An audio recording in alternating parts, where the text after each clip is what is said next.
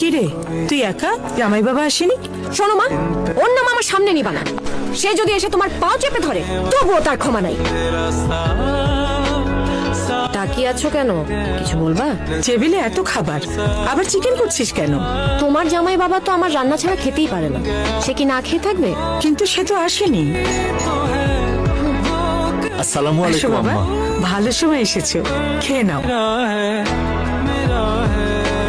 আম্মা শোনেন, আমি কিন্তু খেতে আসিনি, বসো। আপনাকে দেখতে আসছি। জাস্ট আপনি বললেন দেখে বসলাম। আপনার মেয়ের রান্না আম্মা আমি মুখে দিলে টের পাই, স্বাদে কখনো 19-20 হয় না, বড় মায়া দিয়ে রাধে।